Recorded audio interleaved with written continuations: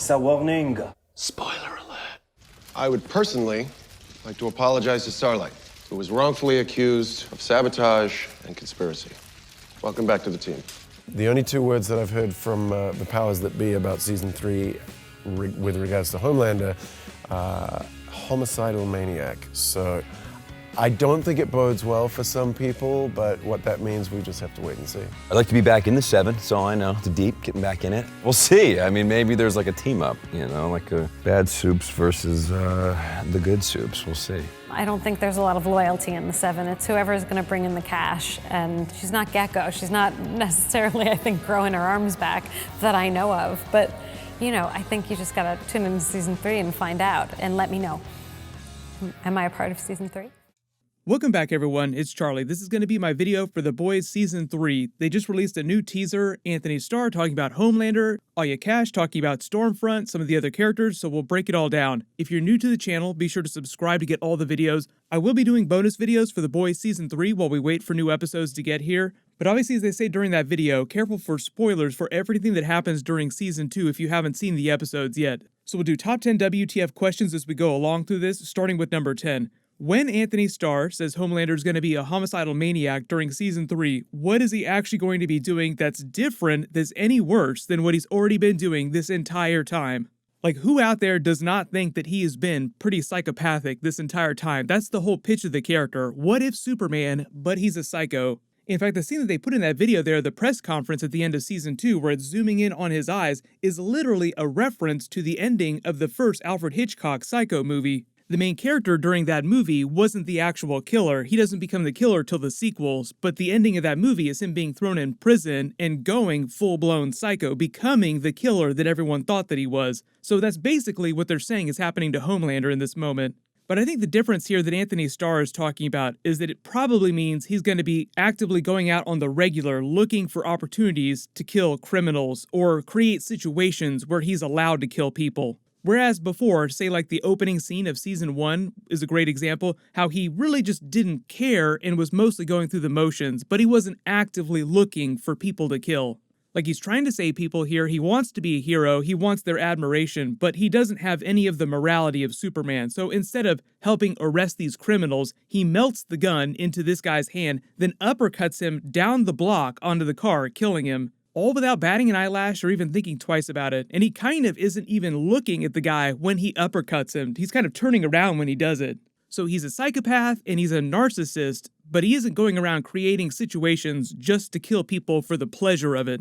And during that video where he says some people aren't going to be happy about that, he's probably talking about Maeve and Starlight, the other people on the 7, the people within Vought like Stan Edgar's character, because he wants Homelander to do what he tells him to do. It's all about making money. As the face of the 7, he's also kind of the face of Vought. They have this entire financial empire that's sort of built on the 7 and these superheroes. So if the public's faith in him crumbles, it'll also crumble in Vought. Vought will lose all of its share value and the company will go away. And as we've seen, that's the only thing that Stan Edgar really cares about is just the company. That's where the contingency of Ryan now comes in. They call him Baby Homelander, the actors behind the scenes, which is kind of funny. Baby Homelander causing all kinds of problems. The real question, though, is how powerful is Ryan actually? As the world's first naturally born superhero, is he more powerful than Homelander? Up to this point, as far as we've known at least, there haven't been any naturally born superheroes. So earlier in Season 2, when Stormfront was telling Homelander about the secret history of Vought and her history, and how he was the culmination of all the work that they've been doing, the real plan, really when you think about it, Ryan is actually the truest expression of that, because the whole thing now is that Ryan doesn't need Compound V to have his superpowers. Also, big follow-up to that, will Ryan now grow faster than a normal human, or will he start to age super slowly, making him a child for the next 50 years? Is this a Baby Yoda situation where he just ages super slow and seems like a child for a long time? I think the answer to that is mostly no, just because of practical filming reasons in real life. So the actor who they cast for this is obviously going to continue to age up. That's why in a lot of long-running series, if you start out with a kid, either you have to recast him with an older actor or there has to be some sort of time jump, or you just write him out of the show. Because if a show takes 2 years to get the next season out, the kid comes back and he's like 2 feet taller, and it just comes off seeming kind of weird. But because Ryan is a superhero, they don't really have that problem. Logically, it would make sense that he would age up a little bit faster, or at least he would reach maturity faster, his full power level, and then he'd start to age super slowly.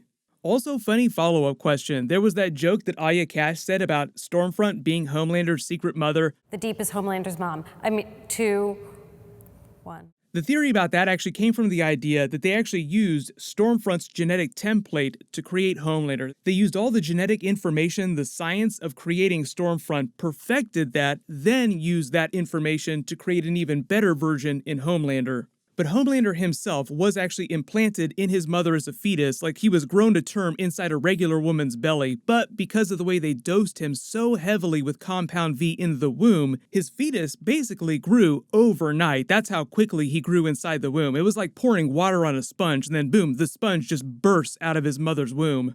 That doesn't confirm that Stormfront shares any genetics with Homelander. It's just the theory that Homelander has such a mommy complex with all the milk and just everything that was going on with Stillwell during Season 1 and even during Season 2 with the doppelganger, that having a relationship with someone who is kind of his secret mother would be the most Homelander thing that you could possibly do.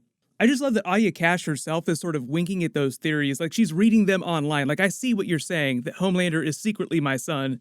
She also obviously makes jokes about coming back for The Boys Season 3. Please tell me if I'm in Season 3, but clearly that's a joke because she is coming back for Season 3. The showrunner already confirmed it. She's not dead. She's Stump Front, as they call her now, because she has a bunch of stumps. The real question, though, is that what is Vought going to do to her in their secret facility, and what is her power level going to be like? Will she be diminished in any way, the way that Anakin Skywalker was supposed to be at least a little bit less powerful when he became Darth Vader, somewhat diminished because of the experience of losing all those limbs and the trauma of almost dying? As a lot of you have pointed out, yes, she does have regeneration powers, like Homelander lasered her chest all night long, then she came back looking like she was brand new. So how fast does she heal, and what is she going to heal? The way the comics and the TV show have explained it so far is that it's just like a regular human regrowing damaged tissue just thousands of times faster. So it's not an unlimited ability. Like, she can't grow her hands back. She could just heal a lot of the damaged skin, so she will have to get prosthetics. I know a lot of you have made JoJo's references. If you're a big anime fan, JoJo's Bizarre Adventure, cyborg Nazis, that's all I'll say.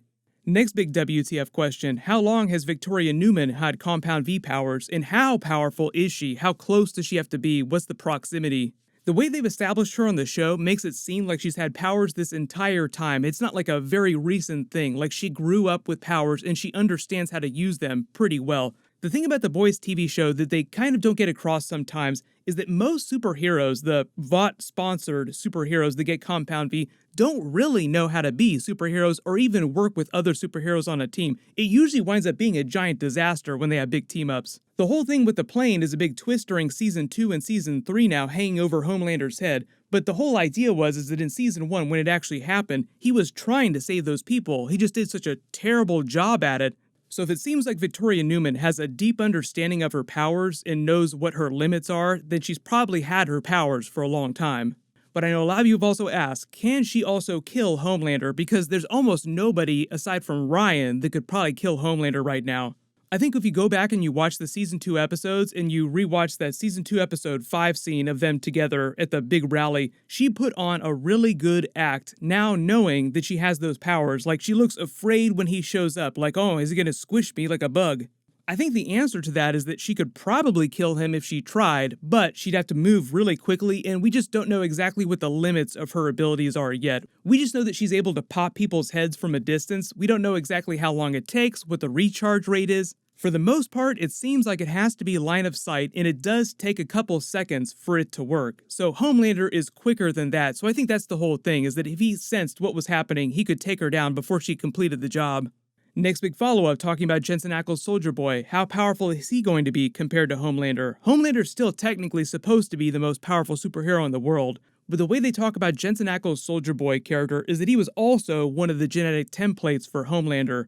The showrunner basically said he was Homelander before there was a Homelander, but that means a couple different things. That means that he was the most powerful American superhero of his day because it was World War II when he was created, and two, during that period, he was also a pop culture icon superhero in the way that Homelander is the #1 celebrity because he's so powerful. If they're going to be true to the comics and go for all the Captain America Avengers references, then it's very similar to the power level of Captain America. Like, he is super strong, but nowhere near as powerful as Homelander. But what'll probably happen in the next couple of days or so is I'll do another Boys Season 3 video for Payback and what's going on with that, because obviously that'll bring a whole bunch of new Avengers Marvel references to The Boys Season 3. The way the showrunner explained it, he said that Season 3 is going to be even crazier than Season 2. So if you feel like they really upgraded the WTF level during Season 2, it'll be even more over the top next year. While you wait for everything, click here for that other Boys Season 3 teaser trailer they just released, and click here for the Boys Season 3 Episode 8 finale video and all my other episode videos.